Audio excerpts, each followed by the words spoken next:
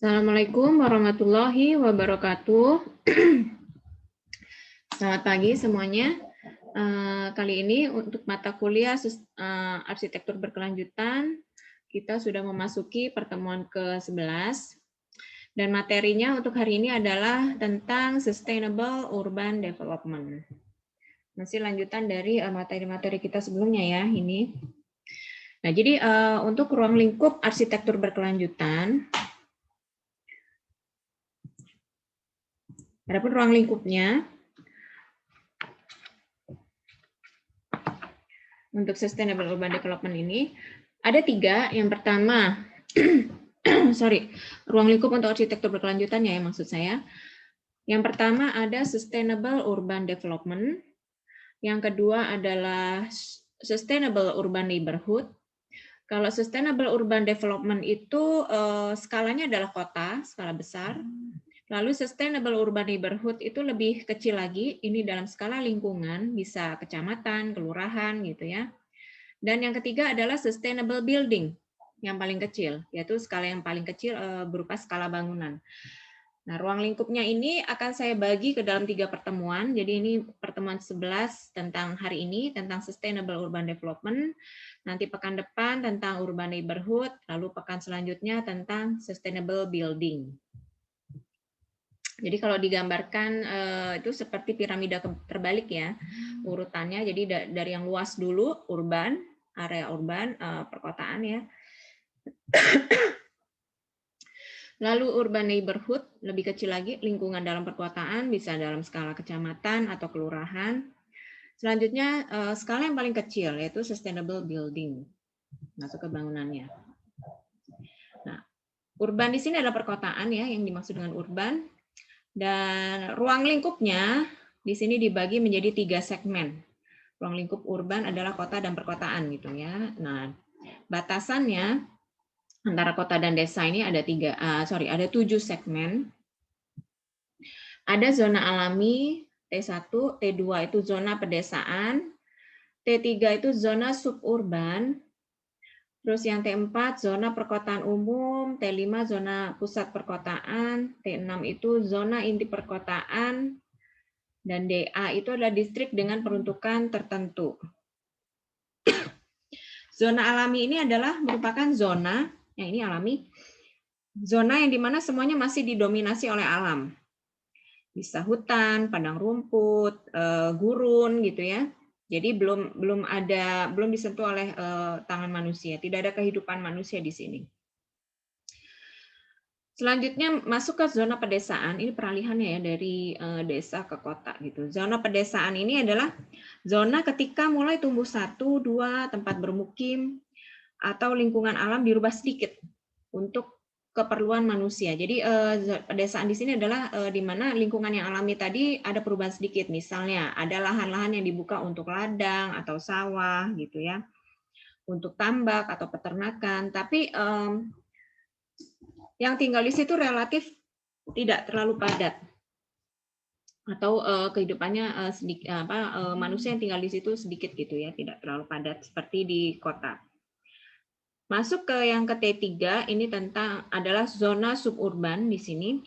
Suburban ini adalah zona di mana sedikit keluar dari perbatasan desa tapi sudah menuju kota. Sehingga relatif lebih ramai dibandingkan zona pedesaan. Nah, di sini sudah mulai banyak permukiman dan beserta fasilitas penunjangnya, fasilitas penunjang pemukiman. Mungkin ada pasar di sini. Atau sudah ada area-area komersial kecil-kecil gitu ya. Nah, perumahan suburban ini ciri khasnya adalah perumahan-perumahan yang memiliki halaman yang luas biasanya. Nah, ini masih tetap tidak sepadat perkotaan ya. Jadi peralihan dari yang tadi pedesaan ke suburban. Lalu masuk ke zona perkotaan umum. Nah, zona perkotaan umum ini di mana hunian sudah mulai padat di sini. dan merupakan ciri khas dari bangunan yang ada di pinggir kota menuju ke perbatasan kota. Jadi di sini sudah mulai padat pemukimannya.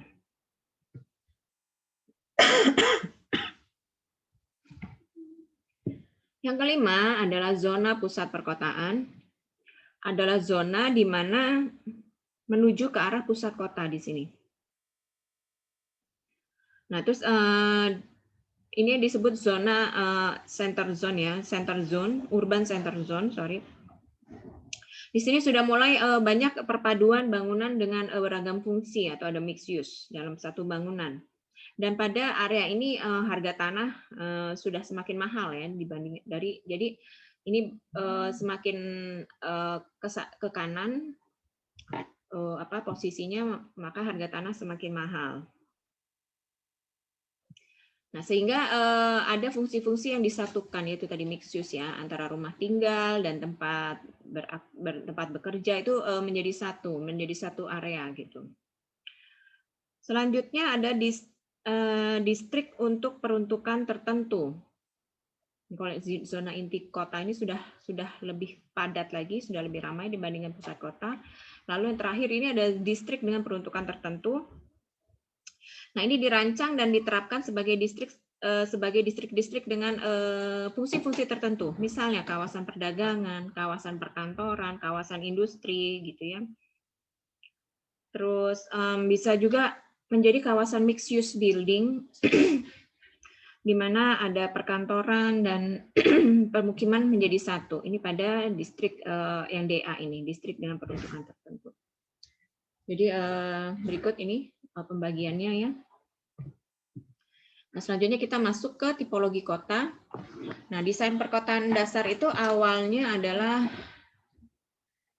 tercantum dalam Piagam Athena atau Carte de Athens, merupakan dokumen perancangan kota yang diterbitkan oleh Le Corbusier tahun 1943. Nah, pada Piagam Athena ini inti sebuah kota itu harus ada living, working, recreation, and circulation. Living ya tempat untuk bermukim ya, tempat tinggal, area tempat tinggal, working ada tempat untuk bekerja, lalu recreation and circulation ada tempat rekreasi hiburan dan jalur sirkulasi. Nah, bentuk kota itu bermacam-macam, secara garis besar dibagi jadi 3.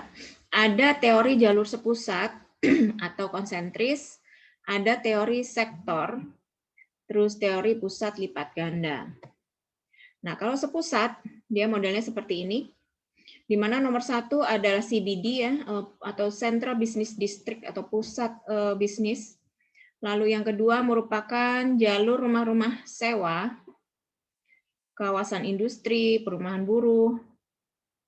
Terus yang ketiga ini, lingkaran ketiga, jalur wisma buruh, yaitu kawasan perumahan untuk tenaga kerja pabrik tadi.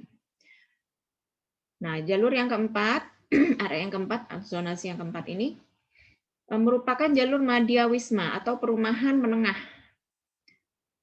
untuk middle class gitu ya, kawasan perumahan luas tempat ini untuk tenaga kerja halus, bukan tenaga kerja kasar ya, dan kelas menengah. Lalu yang kelima adalah jalur pelaju, di mana di sini terdapat perumahan untuk golongan menengah dan atas. Untuk teori sektor itu seperti ini, dia agak sudah tidak teratur seperti yang memusat tadi, tapi tetap yang di tengah itu merupakan pusat kota, CBD-nya itu berada di tengah-tengah. Lalu di dekatnya yang nomor 2 ini ada kawasan industri ringan dan niaga atau area komersial.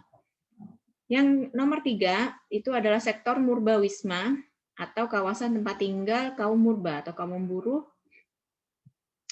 Yang keempat, ini ya 3 ini yang kecil-kecil juga.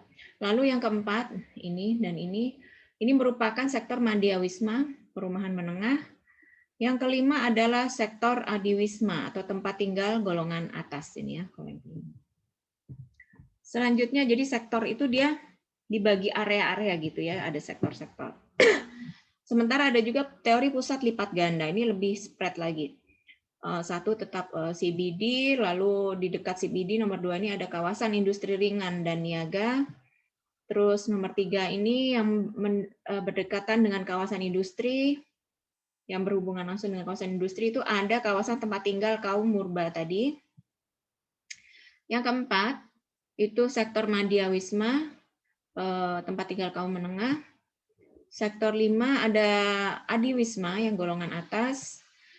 Terus 6 ini industri berat, dia berada di agak di luar agak jauh dari pusat kota, tapi masih berdekatan dengan area tempat tinggal buruh tadi ya. 6. Yang 7, nah di tengah-tengah di antara Madya Wisma dan Adi Wisma ini terdapat pusat niaga. Jadi pusat niaga ini memang diperuntukkan untuk kalangan menengah dan atas. Lalu 8 dan 9 ini di luar dari kota tadi, bermuncullah kota suburban untuk kawasan industri. Selanjutnya ada juga, kalau ini kan tadi tipologi berdasarkan ini ya, posisi dari aktivitas yang terjadi dalam suatu kota. Nah, kalau ini tipologinya berdasarkan perkembangan kegiatan dan jalur transportasi. Yang ini. Macam-macam, ada radiosentris, ada rektilinear, ada star gitu ya. Kalau yang radiosentris itu dia memusat. Ini yang garis-garis ini ada yang lingkaran, terus ada yang spread. Ini adalah jalur sirkulasinya atau jalur transportasinya. Dari pusat dia ada keluar yang seperti jari-jari roda ini, itu menghubungkan ke fungsi-fungsi lain, zonasi lain yang di luar pusat kota, dan di antara masing-masing jalur itu dihubungkan dengan jalur melingkar gitu. Jadi ada jalur yang menghubungkannya. Kalau rektilinear dia grid gitu ya. Ini berlawanan dengan bentuk memusat. Jadi bentuknya grid, alur sirkulasinya memang langsung memecah kotanya menjadi bentuk grid-grid. Terus ada star ini yang berbentuk bintang ya, tapi dia spread gitu ya. Dan antara cabang ini tidak ada alur yang menghubungkannya. Terus ada yang ring seperti ini. Terus linear, ada jalur utama, dan jalur utama itu di sepanjang jalur utama itu ada fungsi-fungsi. Ada cabang-cabang fungsi-fungsi atau zonasi perkotaan. Zonasi misalnya ke zona komersial, hunian, industri gitu ya. Ada juga yang berupa branch atau cabang. Terus ini sheet atau lembaran di mana sebuah wilayah perkotaan yang luas dengan artikulasi sedikit atau tidak ada. Nah, apabila dihubungkan antara sustainable dan urban, kalau kalian masih ingat 9 prinsip sustainable architecture yang waktu itu pernah kita bahas di pertemuan keberapa ya? Awal-awal kalau nggak salah ya. Itu ada 9 prinsip sustainable architecture, maka apabila diterapkan dalam perkotaan, prinsip sustainable architecture kan yang pertama ada ekologi perkotaan. Maka yang bisa diterapkan di sana misalnya menggalakkan urban farming dari setiap penduduk kota, memaksimalkan ruang hijau. Lalu untuk strategi energinya tidak menggunakan transportasi berbahan bakar fosil. Ada sistem pemanasan per distrik yang menggunakan pembangkit listrik tenaga matahari, air, angin sehingga memaksimalkan potensi alam. Terus untuk yang ketiga, poin ketiga tentang manajemen sumber daya air, misalnya mengurangi konsumsi. Mengurangi konsumsi di sini maksudnya adalah mengurangi konsumsi tapi tanpa mengurangi konsumsi ini dalam artian adalah tidak boros air gitu ya, tidak boros air dalam pemakaiannya. Terus konservasi air, menjaga keberadaan air tanah misalnya dengan membuat lubang-lubang biopori atau sumur-sumur resapan. Terus penggunaan kembali water treatment. Jadi ada water treatment sehingga bisa air limbah tadi bisa diolah dan bisa digunakan kembali. Terus air hujan ditampung dan bisa digunakan seperti itu. Lalu ada SUD, Sustainable Urban Drainase. Ini tadi untuk mentreatment air hujan. Poin selanjutnya adalah tentang manajemen limbah. Apa yang bisa dilakukan untuk manajemen limbah? Mengurangi limbah dan sumbernya, memisah-misahkan limbah menurut jenisnya. Ada yang bisa didaur ulang, tidak bisa didaur ulang gitu ya. Nah, itu bisa dipisahkan dan ini bisa start dari setiap rumah tangga. Terus ini mendaur ulang, pembuangan limbah secara aman yang tidak merusak lingkungan. Lalu untuk poin material, menggunakan material konstruksi dari lokasi yang tidak jauh dari lokasi pembangunan. Jadi cari material lokal setempat. Nah, selanjutnya untuk poin community in neighborhood, memaksimalkan ruang untuk berkumpul dan taman. Jadi banyak ruang-ruang publik di sini, sehingga terbentuklah komunitas-komunitas gitu ya. Antara satu penduduk dengan yang lain itu bisa saling berinteraksi sosial. Untuk strategi ekonomi, memaksimalkan workshop untuk masyarakat ekonomi lemah misalnya. Terus untuk penciptaan budaya, yaitu tadi ya, banyak ruang-ruang publik untuk berkumpul dengan memaksimalkan ruang-ruang terbuka hijau. Sementara untuk poin manajemen operasional, secara bertahap meningkatkan potensi sustainable management di perkotaan. Jadi ini adalah poin-poin yang kurang lebih bisa dilakukan. Mungkin masih banyak lagi hal-hal yang bisa dilakukan. Ini hanyalah contohnya saja. Nah, sustainable urban development ini punya ciri yang harus diperhatikan. Ada diversity, ada productivity, dan ada protection. Diversity ini adalah keanekaragaman dan fleksibilitas. Poin-poinnya adalah keanekaragaman di sini membuat kawasan-kawasan mixed use di dalam kota, baik horizontal maupun vertikal. Kenapa di dalam kota itu sebaiknya kawasannya berupa mixed use? Yaitu area mixed use itu kan di dalamnya sudah ada tempat tinggal, perkantoran, dan komersial. Sehingga mereka yang tinggal di sana diharapkan aktivitasnya tidak jauh. Aktivitasnya tetap di dalam kawasan mixed use itu. Tinggal di situ, berkantor di situ, dan kalau mau belanja-belanja di situ. Pertama itu menghemat dari segi penggunaan transportasi. Diharapkan mereka dalam satu kawasan itu untuk pergi dari satu fungsi ke fungsi yang lain itu bisa berjalan kaki atau bersepeda, sehingga mengurangi polusi udara, mengurangi penggunaan bahan bakar fosil. Nah, jadi ini lebih ramah lingkungan, kawasan-kawasan mixed use ini. Terus pusat kota dalam suatu kota besar itu sebaiknya tidak hanya satu, tapi menyebar. Ada beberapa pusat kota. Sehingga orang itu tidak berkumpul pada satu titik saja yang menyebabkan kemacetan, kepadatan, keramaian, gitu ya. Terus banyak ruang terbuka hijau dan menggalakkan urban farming tadi. Urban farming ini sebenarnya banyak fungsinya ya. Selain untuk penghijauan, untuk filter udara dengan adanya tanaman, terus selain itu juga hasil tanamannya bisa dikonsumsi sendiri atau bahkan bisa bernilai ekonomis kalau mau dijual. Nah, poin yang kedua adalah tentang productivity. Productivity adalah sistem produksi energi tertutup yang efisien. Nah, di sini setiap kota menggunakan sumber energi yang terbarukan, memaksimalkan sumber energi alami. Misalnya matahari, panas bumi gitu ya. Ini untuk skala kota tapi ya, bukan skala bangunan. Terus perancangan kota memaksimalkan respon terhadap iklim, sehingga tiap bangunannya dapat memaksimalkan perancangan pasif. Jadi memang kota itu sudah sebaiknya dari awal itu sudah dirancang orientasinya kemana, zoningnya seperti apa gitu ya, yang responsif terhadap kondisi iklim. Selanjutnya ada protection, mitigasi iklim ekstrim. Di sini menerapkan perancangan bioklimatik, di mana perancangan dengan basis iklim dan alam dengan memaksimalkan ruang terbuka hijau untuk resapan air dan untuk meningkatkan kualitas udara. Nah, selanjutnya, apabila sudah menerapkan tadi, maka akan terbentuklah eco-city atau green city ini. Karakteristiknya untuk kota yang sustainable atau yang sering juga disebut green city atau eco-city ini, pertama compact living. Itu tadi ya, kehidupannya compact, modern, antara fungsi bangunan yang satu dengan yang lain berdekatan, pusat-pusat kotanya banyak, berdekatan dalam artian menyatu dalam sebuah mixed use development. Terus desain infrastruktur transportasinya memaksimalkan penggunaan transportasi umum dengan zero emission. Nah, perancangan berorientasi pada pejalan kaki dan pesepeda. Jadi memang kotanya dirancang untuk pejalan kaki dan pesepeda. Ada jalur-jalur pejalan kaki dan pesepeda yang nyaman.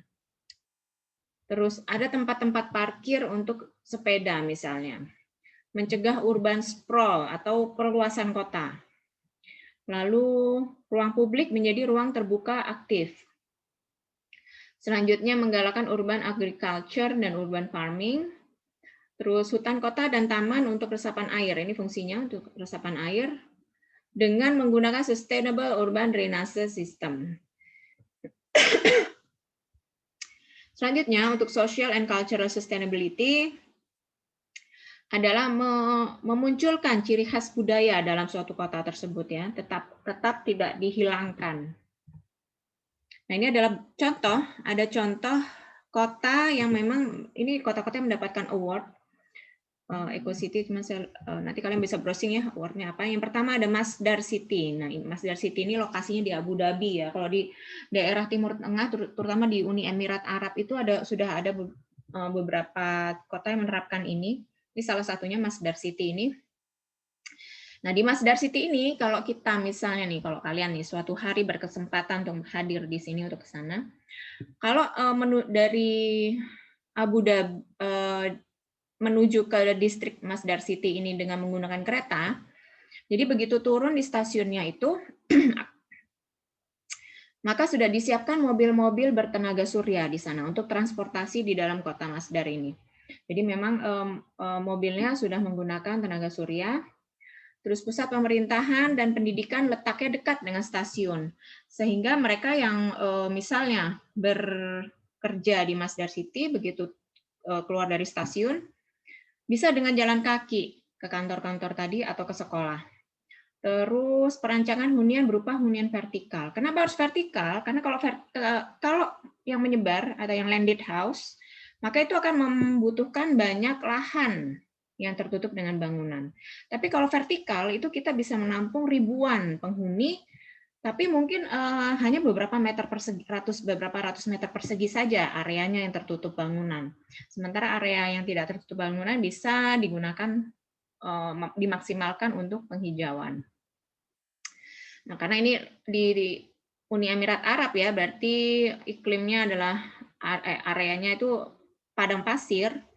Nah, sehingga orientasi bangunan itu diatur sehingga menciptakan kenyamanan bagi penghuninya, tidak merasakan panas, tidak merasakan debu dari pasir itu ya, dengan memperhatikan sirkulasi arah angin, terus lintasan matahari dan lain sebagainya. Nah, di kota banyak disediakan courtyard itu ya, ruang-ruang terbuka hijau ya untuk evaporasi atau penyerapan air. Nah, ini adalah contohnya. Ini ada gambar-gambarnya Masdar City ini tadi ya, dari stasiun itu ada kendaraan-kendaraan bertenaga surya, mobil-mobil bertenaga surya yang siap mengantar mereka beraktivitas di dalam kota Masdar City ini. Terus selanjutnya ada BEDZ. Nah, BEDZ ini atau kependekan dari atau kepanjangan dari Bedlington Zero Energy Development. Ini merupakan proyek pembangunan perumahan, area perumahan yang bersahabat di Hackbridge, London. Nah, proyek ini dirancang tidak mengemisikan karbon, nah di mana seluruh energi yang dihasilkan itu diolah kembali di sini menjadi sumber energi operasional untuk kebutuhan rumah tangga. Nah, limbah yang dihasilkan pada perumahan ini pun diolah kembali gitu ya. Jadi semuanya didaur ulang. Terus memaksimalkan penggunaan transportasi publik. Nah, ini penampakannya. Sebenarnya kalau dilihat secara keseluruhan itu, nah ini setiap perumahan mereka menggunakan solar panel untuk listrik, tenaga listrik. Nah, ini untuk penghawaan ya. Kalau dilihat dari tampak atas itu sebenarnya seperti rumah seperti perumahan apartemen, tapi mungkin tidak terlalu bukan yang berlantai tinggi ya, hanya 2 lantai ini. Jadi memang kawasan perumahannya luas gitu ya, dan ini dia memaksimalkan banyak penggunaan kaca karena area sini kan dingin gitu ya. Terus di lantai 2-nya di sini ada taman-taman gitu, dan meskipun jaraknya mungkin antara satu rumah dengan yang lain itu berdekatan atau fungsi sangat berdekatan, tapi penghijauannya maksimal gitu di sini. Nanti kalian untuk lebih lengkapnya bisa browsing-browsing. Oke, kira-kira seperti itu materi untuk hari ini tentang Sustainable Urban Development. Nah, untuk tugasnya seperti biasa, kalian cari satu contoh kota di dunia. Saya belum tahu kalau di Indonesia itu mulai diterapkan di mana. Tapi silakan cari di dunia satu saja kota yang sudah menerapkan Sustainable Urban Development ini, gitu. Terus kalian bikin paper satu lembar saja gitu ya, ada foto-fotonya dan penjelasan secara singkat, secara ringkas. Oke, seperti itu materi untuk hari ini.